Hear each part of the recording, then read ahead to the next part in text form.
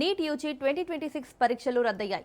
రాజస్థాన్లో paper leak ఆరోపణల నేపథ్యంలో ఎన్టీఏ కీలక నిర్ణయం తీసుకుంది. ఈ నెల 3న దేశవ్యాప్తంగా జరిగిన నీట్ పరీక్షను రద్దు చేస్తున్నట్లు ప్రకటించింది. త్వరలోనే కొత్త పరీక్షా తేదీలను వెల్లడిస్తామని తెలిపింది.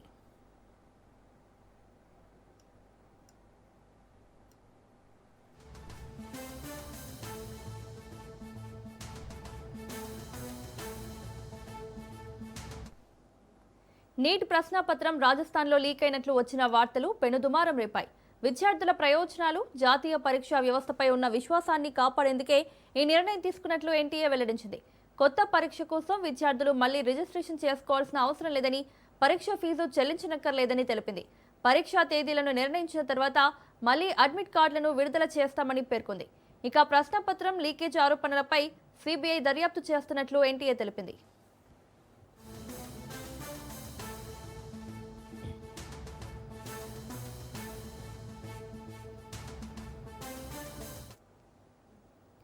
ఈ నెల 3న జరిగిన నీట్ పరీక్షలో కెమిస్ట్రీ విభాగంలో వచ్చిన సుమారు 120కి పైగా ప్రశ్నలతో ఉన్న ఓ ప్రాక్టీస్ పేపర్ను గుర్తించినట్లు రాజస్థాన్ అదనపు డీజీపీ విశాల్ బన్సాల్, ఎస్ఓజీ అధికారులు వెల్లడించారు.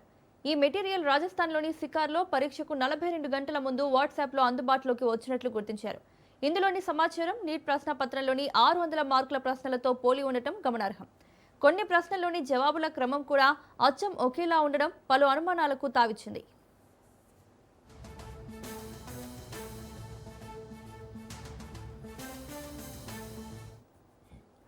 ఆ ప్రాక్టీస్ పేపర్ కేరళలోని ఓ వైద్య కళాశాలలో చదువుతున్న ఎంబీబీఎస్ విద్యార్థికి చెందినదిగా దర్యాప్తులో వెల్లడైంది. ఆ వ్యక్తి ఈ నెల 1న సికార్లోని తన స్నేహితుడికి ఈ మెటీరియల్ని ఇచ్చాడని, ఆ తర్వాత అది పీజీ వసతి గృహాలు, కోచింగ్ నెట్వర్క్లు, కెరియర్ కౌన్సిలర్లు, పరీక్షకు సిద్ధమవుతున్న అభ్యర్థులకు చేరిందని అధికారులు తెలిపారు.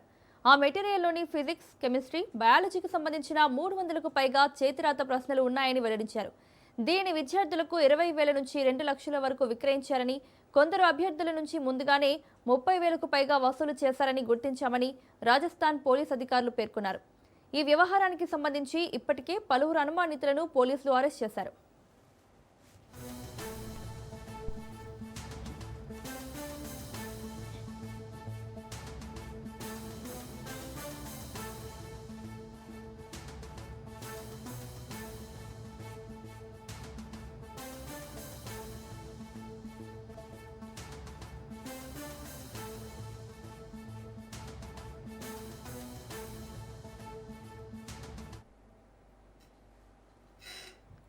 ఢిల్లీలో ఎన్ఎస్యుఐ ఆందోళనకు దిగింది. నీట్ పేపర్ లీకేజ్పై ఆగ్రహం వ్యక్తం చేస్తూ విద్యాశాఖ మంత్రి ఆఫీస్ ఎదుట ఎన్ఎస్యుఐ నేతలు ధర్నాకు దిగారు. విద్యార్థుల భవిష్యత్తుతో ఆడుకుంటున్నారని మండిపడ్డారు. ఆందోళనకారుల్ని పోలీసులు అడ్డుకున్నారు.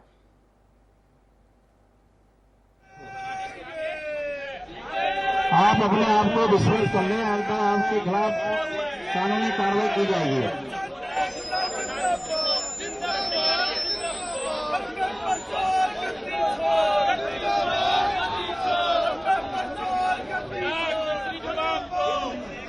भाई आप लोगों से बार बार रिक्वेस्ट की जा रही है, बैरिकेड से उतरना नहीं थे, आप लोग चोट लग सकती है और यहाँ पर 12 परिसर मिलने से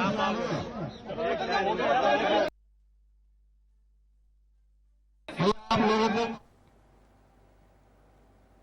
దేశవ్యాప్తంగా సుమారు 22 లక్షల మంది విద్యార్థులు హాజరైన నీట్ పరీక్ష మరోసారి విద్యా వ్యవస్థలోని లోపాలను చర్చలోకి తెచ్చింది. ప్రశ్నపత్రాల లీకేజ్ ఆరోపణలు విద్యార్థులు, తల్లిదండ్రుల్లో ఆందోళనకు కారణమవుతున్నాయన్నారు సిపిఐ నేత నారాయణ. లక్షలాది మంది పోటీలో ఉండగా సీట్లు మాత్రం పరిమితంగా ఉండడంతో తీవ్రంగా పోటీ పరిస్థితి నెలకొందన్నారు. ఈ పరిస్థితులపై వివిధ వర్గాలు ఆందోళన వ్యక్తం చేస్తూ పరీక్షా వ్యవస్థలో మరింత పారదర్శకత అవసరమని అభిప్రాయపడుతున్నాయి.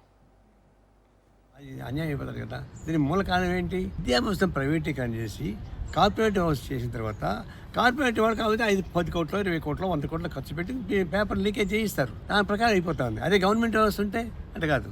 కాబట్టి ఎప్పుడు విద్యా వ్యవస్థ ప్రైవేట్లో ఉండడానికి వీల్లేదు, గవర్నమెంట్ వ్యవస్థలో ఉండాలా. ఇప్పుడు దీనికి ప్రధాన బాధ్యత వహించాల్సింది ఎవరు? ప్రైమ్ మినిస్టర్, ఎడ్యుకేషన్ మినిస్టర్, వీళ్ళు బాధ్యత వహించాలా. It is insult and the part of the prime minister. ఇంతమంది విద్యార్థులకి ఇబ్బంది పెట్టే పద్ధతులు చూస్తున్నప్పుడు మీరు ఏం చేస్తున్నట్టు లెక్క? మరి లీకేజ్ పెడితే వాళ్ళ యాక్షన్ ఏమైనా తీసుకుంటున్నారు? వాళ్ళు విచారణ అంటున్నారు. విచారణ ఎప్పుడు జరుగుతుంది?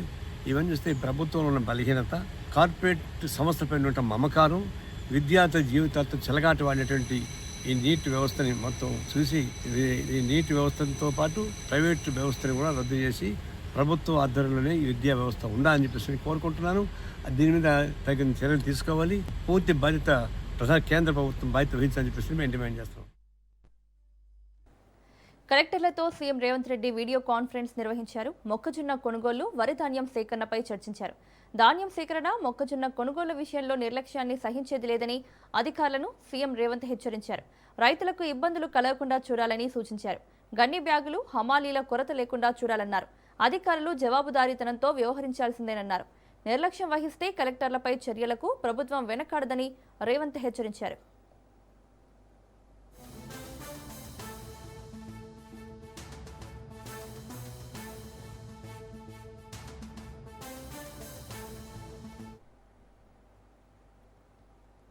బీఆర్ఎస్ ముఖ్య నేతలతో పార్టీ అధినేత మాజీ ముఖ్యమంత్రి కేసీఆర్ భేటీ దాదాపు 6 గంటలుగా కొనసాగింది.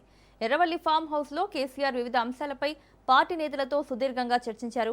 పార్టీ సంస్థాగత నిర్మాణం, సభ్యత్వ నమోదు ప్రక్రియ, పార్టీ ఇన్ఛార్జీల నియామకం సహా పార్టీ బలోపేతం వంటి ముఖ్యమైన విషయాలపై కేసీఆర్ అధ్యక్షతన చర్చ జరిగింది.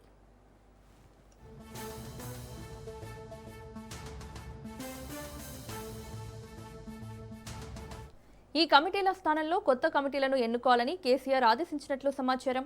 కమిటీల్లో పార్టీ కోసం కష్టపడి పనిచేసే యువతకు ప్రాధాన్యం ఇవ్వాలని నిర్ణయించినట్లు తెలుస్తోంది. రానున్న ఎంపీటీసీ, జెడ్పీటీసీ, జీహెచ్ఎంసీ ఎన్నికలపైన నేతలతో కసరత్తు చేస్తున్నట్లు సమాచారం.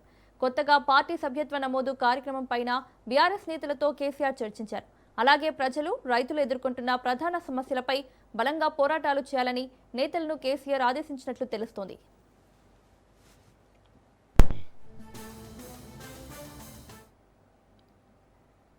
ప్రధాని మోదీ వ్యాఖ్యలపై కాంగ్రెస్ తప్పుడు ప్రచారం చేస్తోందన్నారు టీబీజేపీ చీఫ్ రామచంద్రరావు. ప్రజలను ఏదీ కొనొద్దని మోదీ చెప్పారంటూ కాంగ్రెస్ నేతలు చేస్తున్న వ్యాఖ్యలు వాస్తవానికి విరుద్ధమన్నారు. ప్రధాని మోదీ మెట్రో, ప్రజా రవాణా, సోలార్ ఎనర్జీ, ఎలక్ట్రిక్ వాహనాల వినియోగాన్ని ప్రోత్సహించాలని మాత్రమే సూచించారన్నారు. ప్రధానమంత్రి గారు ఆయిల్ కొనొద్దని, తక్కువ చేయమని, పెట్రోల్ తక్కువ వాడమని, నేను ఒక్కసారి ప్రధానమంత్రి గారు ఆ రోజు అప్పీల్ చేసినటువంటి విషయాలు మీకు చెప్తాను. యూజ్ సోలార్ పంప్స్ ఎందుకన్నారు? ఎలక్ట్రిసిటీ ఆల్టర్నేటివ్గా ఉండాలని. Use public transport. ఈరోజు కూడా లండన్లో ఇంగ్లాండ్లో హైకోర్టు జడ్జెస్ అందరు కూడా దే యూజ్ ట్యూబ్స్ అంటే మెట్రో, అండర్ గ్రౌండ్ రైల్ని ట్యూబ్స్ అంటారు. అక్కడ ట్యూబ్స్లో వాడతారు. పబ్లిక్ ట్రాన్స్పోర్ట్ వాడతారు. పబ్లిక్ ట్రాన్స్పోర్ట్ యూసేజ్ యూరోప్లో హైయెస్ట్. అంటే వాళ్ళకు డబ్బులు లేక కాదు, వాళ్ళ కార్లు తినలేక కాదు. First prime minister Jawaharlal Nehru గారు వారు ఏమన్నారు? స్కిప్ ఈటింగ్ రైస్ వాడకండే. నార్త్ ఇండియన్స్కి ఏమన్నారు? మీరు రొట్టెలు తగ్గియండి. వారు చెప్పిన మాట, నేను చెప్పింది కాదు. అప్పుడు ఏమన్నారు? మిస్ ఏ మీల్ ఎవ్రీ వీక్. ఒక్క పూట, ఒక వారానికి ఒక్కసారి దయచేసి భోజనం చేయకండి, ఉపవాసం ఉండండి అన్నారు. మరి లాల్ బహదూర్ శాస్త్రి గారు వచ్చారు, వారు కూడా అన్నారు ప్రతి సోమవారము మీరు భోజనాన్ని మానేయండి. మన్మోహన్ సింగ్ గారు, need to contain subsidies, money does not. Jagtial జిల్లా రాజకీయ వాతావరణం మరింత వేడెక్కుతోంది. ఈ నెల 18వ తేదీన ఎంపీ ధర్మపురి అరవింద్ ఆధ్వర్యంలో ధర్మదీక్ష కార్యక్రమం నిర్వహించనున్నారు. ఉదయం 9 గంటల నుంచి సాయంత్రం 5 గంటల వరకు ఈ దీక్ష కొనసాగనుంది. కేంద్రీయ విద్యాలయ సంస్థ ఏర్పాటు కోసం అవసరమైన భూ కేటాయింపు చేయాలని డిమాండ్ చేస్తూ ఎంపీ అరవింద్ ఈ దీక్షకు దిగుతున్నట్లు సమాచారం. ఈ కార్యక్రమానికి ముఖ్య అతిథిగా బీజేపీ రాష్ట్ర అధ్యక్షుడు రామచంద్రరావు హాజరు కానున్నారు.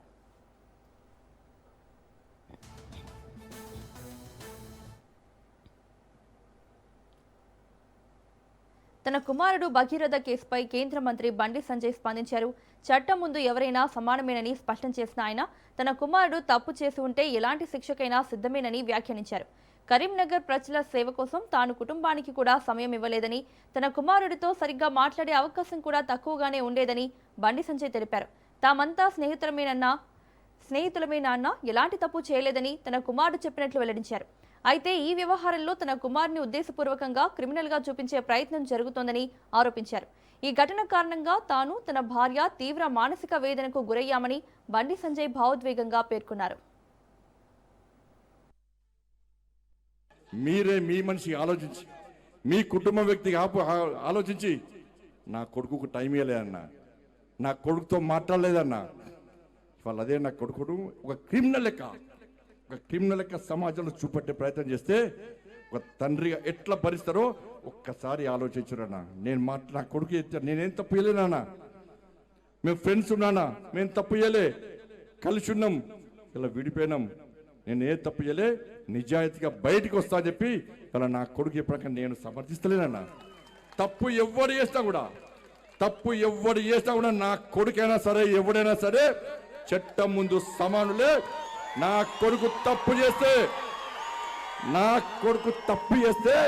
తప్పకుండా నా కొడుకు శిక్ష 100% పడాల్సిందే. ఇలా నా కొడుకు ఒక రకమైన చట్టం, ఇంకో వ్యక్తికి ఇంకో రకమైన చట్టం ఉండాలని కోరుకునే వ్యక్తి బండి సంజయ్ గారు. సమాజంలో చట్టం ఎవరికి చుట్టం కాదు, సమాజంలో చట్టం అందరికీ సమానమైన విషయాన్ని ఇవాళ నేను స్పష్టం చేస్తున్నానా. ఇలా కన్న పేగు డిప్రెషన్లో ఉందన్నా, ఏడ్చుందన్నా, డిప్రెషన్ పోతుంది, కనీసం సంజాయించే అవకాశం లేకుండా ఇలా ఇబ్బంది పడుతుంటే ఇలా మా కుటుంబం మీద పరోక్షంగా ప్రత్యక్షంగా ఇట్లా దాడి చేస్తుంటే ఇలా ఏ విధంగా ఒక తల్లి భరిస్తుందో ఒక్కసారి ఆలోచించుడన్నా. కృష్ణానది జలాల కేటాయింపులపై కీలక పరిణామాలు చోటు చేసుకున్నాయి. కేఆర్ఎంబీ సమావేశం ముగిసింది. తాజా కేటాయింపుల ప్రకారం నాగార్జున సాగర్ ప్రాజెక్టు నుంచి తెలంగాణకు 10 టీఎంసీలు కేటాయించగా ఆంధ్రప్రదేశ్కు 16 టీఎంసీలు కేటాయించారు. అలాగే శ్రీశైలం ప్రాజెక్టు నుంచి తెలంగాణకు 5 టీఎంసీలు కేటాయించినట్లు తెలుస్తుంది. ఈ తాజా నిర్ణయాలతో 2 రాష్ట్రాల మధ్య నీటి పంపకాల అంశం మరోసారి చర్చకు దారితీసే అవకాశం కనిపిస్తోంది.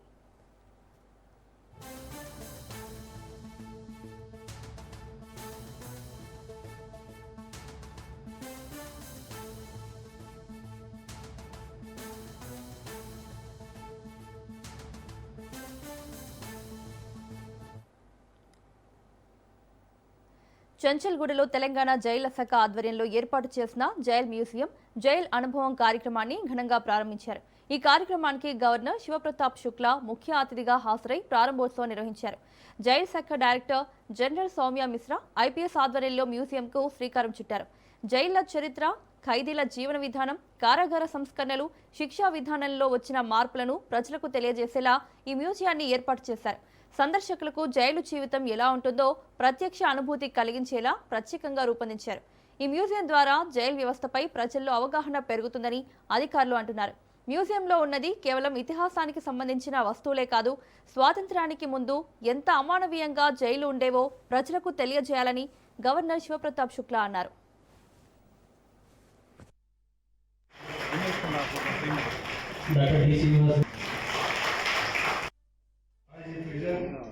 निवासी डीआईजी प्रिजन तेलंगाना कारागार विभाग के वरिष्ठ अधिकारीगण, उपस्थित प्रबुद्ध अतिथिगण, मीडिया के मित्रों, देवियों तथा सज्जनों, साथ ही भी जैसा डीसी ने बताया, दिल्ली से कारागार विभाग के अभी ट्रेनी जो यहाँ आए हुए हैं, चंचलगुड़ा की इस ऐतिहासिक पृष्ठभूमि में महसूस कर फील्ड जेल एनवायरमेंट इस कार्यक्रम का उद्घाटन करते हुए मुझे प्रसन्नता हो रही है और कुछ बीती हुई यादें भी अपने आप को आकर के मुझे भी अनुभव दे। कारागार का विदंड का एक स्थान था। आज धीरे धीरे देश की स्वतंत्रता के बाद दंड करने वालों के लिए सुधार का एक అమరావతి రాజధాని అంశంపై మరోసారి మాటల యుద్ధం తీవ్రమైంది. మంత్రి కొల్లు రవీంద్ర, మాజీ మంత్రి పేర్ని నాని చేసిన వ్యాఖ్యలపై స్పందించారు. కేంద్ర ప్రభుత్వ సహకారంతో రాష్ట్రాన్ని ప్రణాళికాబద్ధంగా అభివృద్ధి చేస్తున్నామని తెలిపారు. ఇచ్చిన హామీలను నెరవేర్చడమే తమ ప్రభుత్వ లక్ష్యమన్నారు. అయితే ప్రతిపక్ష నాయకులు ఉద్దేశపూర్వకంగా విమర్శలు చేస్తున్నారని ఆరోపించిన మంత్రి రాష్ట్ర అభివృద్ధిని అడ్డుకునే ప్రయత్నాలు జరుగుతున్నాయని వ్యాఖ్యానించారు. ఇలాంటి వ్యక్తి ఈ రాష్ట్రంలో ఉండకూడదని చెప్పి సాక్షాత్తు రాజశేఖర రెడ్డి గారే ఆ రోజున ఈ రాష్ట్రానికి దూరంగా పెట్టి, ఈ రాష్ట్రంలో ఉంటే ఈ క్రిమినల్ మెంటాలిటీతో ఉన్నటువంటి వ్యక్తి వల్ల ఈ రాష్ట్రం ఒక క్రిమినల్ రాష్ట్రంగా మారద్దని చెప్పి, మరో బీహార్ గా మారద్దని చెప్పి జగన్మోహన్ రెడ్డి గారి తండ్రి గారే రాజశేఖర రెడ్డి గారు ఈ రాష్ట్రంలోకి అడుగు పెట్టొద్దని చెప్పారని రాష్ట్ర ప్రజలందరికీ తెలిసిన విషయం. ఈ విషయం విజయమ్మ గారు చెప్పారు అని చెప్పి సాక్షాత్తు రోసే గారే మాట్లాడినటువంటి విధానం మనందరికీ తెలిసినటువంటి విధానం. అంటే ఎంత క్రిమినల్ మనస్తత్వం ఉన్నటువంటి వ్యక్తి కాకపోతే ఇవాళ రాష్ట్రం 5 సంవత్సరాలు ఆనాడు 14-19 రాష్ట్ర విభజన జరిగి ఇబ్బందుల్లో ఉంటే ప్రాంతాల మధ్యన చిచ్చు పెట్టాడు, కులాల మధ్యన చిచ్చు పెట్టాడు. 151 మంది ఎమ్మెల్యేలు 19లో గెలిస్తే ఆ 151 మంది ఎమ్మెల్యేలతో ఈ రాష్ట్రాన్ని ప్రజావేదిక కూల్చివేత నుంచి మొదలుపెట్టి బుల్డోజర్లతో మరి ఏ రకంగా సర్వనాశనం చేశాడో మనం అందరం కూడా చూసాం. అమరావతిలో 5 ఏళ్లు మీరు ఏం చేయలేదే, శ్మశానం అన్నారే అమరావతిని, బీడు భూములు ఉన్నాయన్నారా. ముఖ్యమంత్రి కార్యదర్శి ప్రద్యుమ్నాను తమిళనాడుకు చెందిన జెపిఆర్ యూనివర్సిటీ క్వాంటమ్ ఏఐ గ్లోబల్ ప్రతినిధులు కలిశారు. అమరావతి క్వాంటమ్ వ్యాలీలో పెట్టుబడులు పెట్టేందుకు సిద్ధంగా ఉన్నామన్నారు. క్వాంటమ్ గురించి బోధించడమే కాకుండా ప్రాక్టికల్స్ మరియు రీసెర్చ్ కూడా అవకాశం ఉంటుందన్నారు. క్వాంటమ్ ఎక్స్పెరిమెంట్ మాత్రమే కాకుండా రీసెర్చ్ చేసే విధంగా ఫెసిలిటీస్ అందుబాటులో ఉంటాయన్నారు.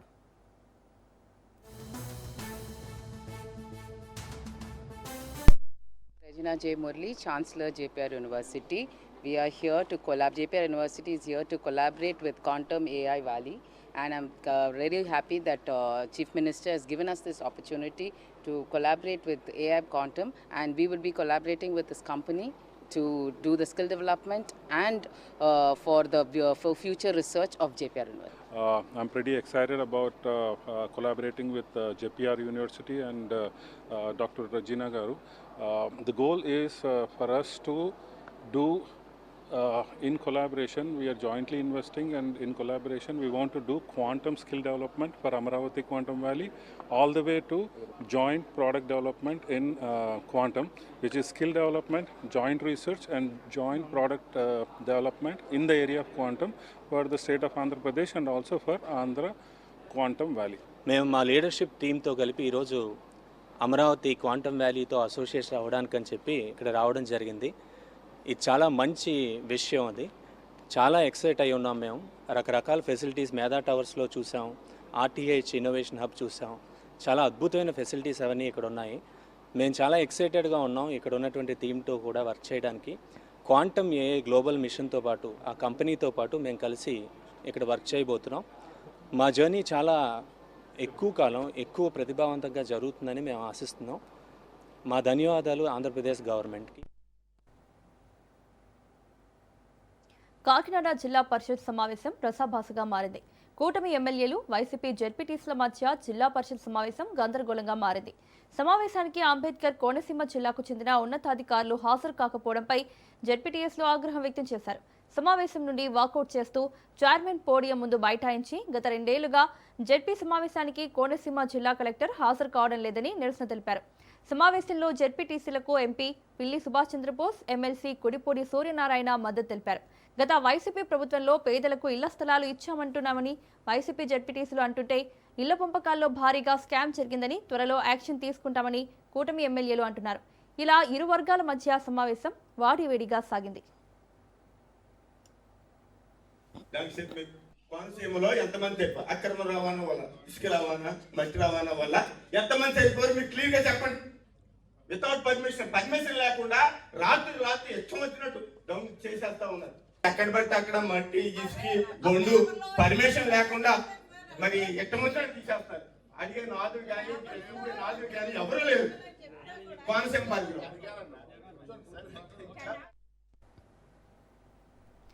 విశాఖలో కాపు నేతలు ఆందోళన చేపట్టారు. కూటమి అధికారంలోకి రావడానికి ఎంతో శ్రమించిన తమకు రాజకీయ ప్రాధాన్యం లేదని ఆరోపిస్తున్నారు. కాపులకు రిజర్వేషన్ కల్పించాలని డిమాండ్ చేస్తున్నా ప్రభుత్వం ఏమాత్రం పట్టించుకోవడం లేదని అంటున్నారు. దీంతో విశాఖ ఎంపీ శ్రీ భరత్ కార్యాలయం ముట్టడికి పిలుపునివ్వడంతో రాధారంగా రాయల్ అసోసియేషన్ ప్రతినిధులను ముందస్తుగానే పోలీసులు అదుపులోకి తీసుకున్నారు. ఎంపీ కార్యాలయం ముందు పోలీసులు భారీగా మోహరించారు.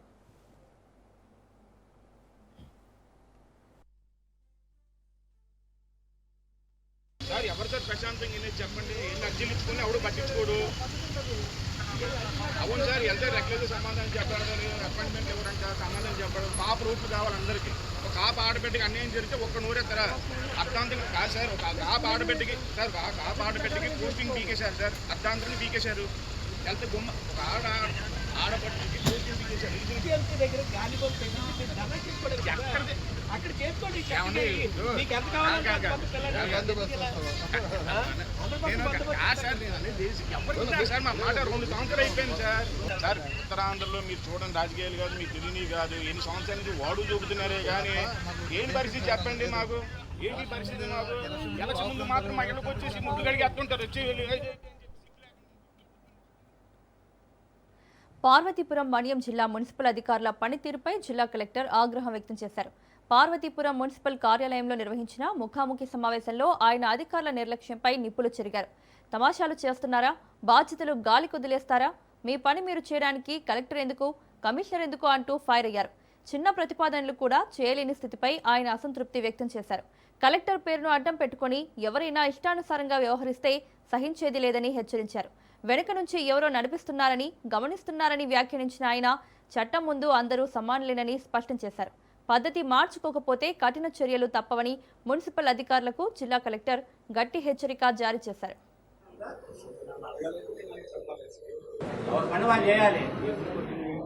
కలెక్టర్ రోల్ ఏంటో చెప్పు. ఎక్స్ట్రా చేస్తున్నారు ఒక్కొక్కరు.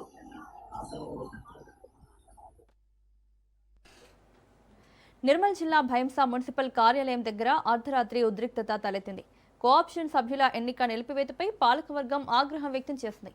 ఎన్నిక నిలిపివేయాలన్న కమిషనర్ ఆదేశాలపై కౌన్సిలర్లు నిరసన తెలిపారు. మున్సిపల్ కార్యాలయం ముందు బైఠాయించి ఆందోళనకు దిగారు. కోఆప్షన్ సభ్యుల ఎన్నిక నిర్వహించాలని డిమాండ్ చేశారు. तो ये किधर का न्याय है? क्या मैच फिक्सिंग हो गई? क्या एमआईएम के साथ कलेक्टर साहब की आपकी और कमिश्नर साहब की आपकी? ఉన్నతాధికారి కూడా 24 గంటల ముందు 1 డే బిఫోర్ అనేది ఇంటిమేషన్ ఇవ్వాలా. ఇది ఇవ్వకపోవడం ద్వారా వాళ్ళందరూ ఈ ఎంఐఎం పార్టీకి తొత్తులుగా వ్యవహరిస్తున్నారు.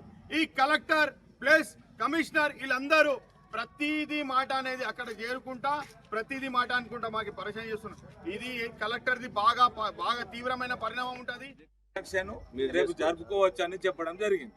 తర్వాత మాకు సో 10 గంటలకు దీన్ని పోస్ట్ పోన్ చేస్తున్నామని కమిషనర్ గారు నాకు పంపించి, కమిషనర్ గారు కూడా ఇది కలెక్టర్ గారి ఆదేశం అని చెప్పడం జరిగింది. ఆ కమిషనర్ లేకుంటే ఇంకా ఉన్న అధికారులను పెట్టి ఈ కాప్షన్ ఎలక్షన్ అధికారులను పెట్టి కంటిన్యూ చేయాలని. గుంటూరు జిల్లా నిడుబ్రోలులో కాల్పులు కలకలం రేపాయి. రైల్వే సిగ్నల్స్ దగ్గర కట్టెలు పట్టుకొని తిరుగుతున్న వ్యక్తుల్ని రైల్వే పోలీసులు గుర్తించారు. ప్రశ్నించిన పోలీసులపై దుండగులు రాళ్లు రువ్వారు. దీంతో రైల్వే పోలీసులు 10 రౌండ్లు కాల్పులు జరిపారు. సిగ్నల్ వ్యవస్థను ట్యాంపరింగ్ చేసేందుకు ప్రయత్నించారని అనుమానిస్తున్నారు.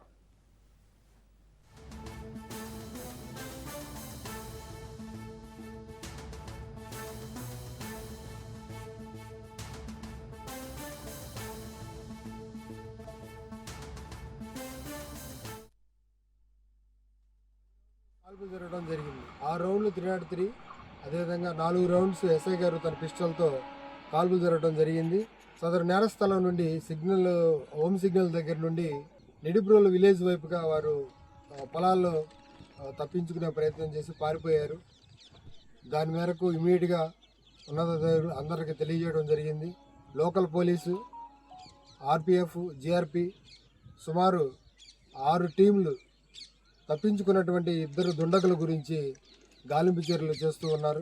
ఎవరైనా సరే సిగ్నల్ ట్యాంపరింగ్ కానీ, ఏసీపీ కానీ అలాంటి దుశ్చర్యలు చేసి ట్రైన్స్ ఆగకూడని చోట ఆపి అమాయకమైనటువంటి ప్రజల మెడల్లో నుంచి, అదేవిధంగా వాళ్ళ వాల్యుబుల్ వస్తువులు దొంగతనం చేసి ఏదైనా ఇలాంటి నేరాలు పాల్పడితే అలాంటి వారిపై కాల్పులు జరగడానికి పోలీసులు వెనకాడబోరని సీనియర్ అధికారులు ఇప్పటికే. కరీంనగర్ పీఎంజే జ్యువెలర్స్ చోరీ కేసులో పోలీసులు పురోగతి సాధించారు. మహారాష్ట్ర పుణే జైలు నుంచి నగల చోరీకి ముఠా ప్లాన్ చేసినట్లు గుర్తించారు. నగల దోపిడీకి బీహార్కు చెందిన షాబుద్దీన్ ప్లాన్ చేశాడు. దొంగలకు ముందస్తు పరిచయాలు లేవని పోలీసులు గుర్తించారు. వేర్వేరు రాష్ట్రాలకు చెందిన వారిని రప్పించి రెక్కి నిర్వహించారు. ఇప్పటి వరకు 4గురిని పోలీసులు అదుపులోకి తీసుకున్నట్లు తెలుస్తోంది. ప్రధాన నిందితుడు షాబుద్దీన్ కోసం పోలీస్ బృందాలు గాలిస్తున్నాయి.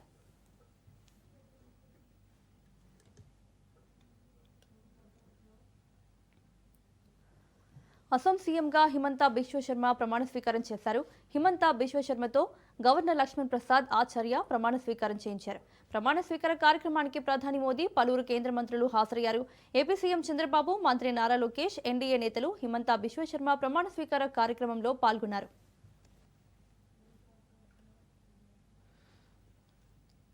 తమిళనాడు సీఎం విజయ్ సంచలన నిర్ణయం తీసుకున్నారు. రాష్ట్రంలో దేవాలయాలకు, విద్యాలయాలకు దగ్గరగా ఉన్న 717 మద్యం దుకాణాలు మూసేయాలని ఆదేశించారు.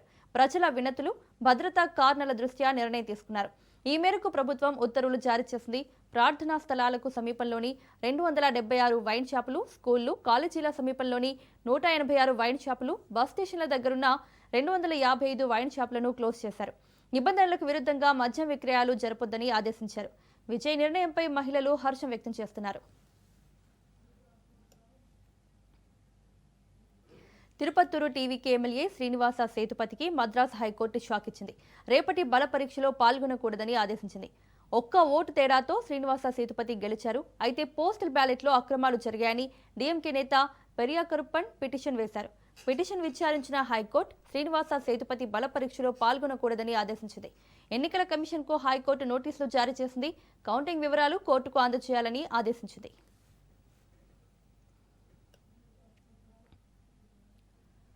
తమిళనాడు రాజకీయాల్లో ట్విస్టులు కొనసాగుతూనే ఉన్నాయి. అన్నాడీఎంకే పార్టీ రెండుగా చెల్లింది.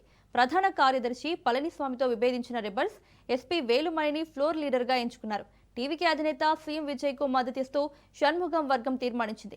డీఎంకేతో అన్నాడీఎంకే కలవాలని ప్రయత్నించిందని, అందుకే మేం పళనిస్వామి వర్గంతో విడిపోయామని షణ్ముగం తెలిపారు. విజయ్కు మద్దతు తెలపాలని నిర్ణయించుకున్నట్లు వెల్లడించారు.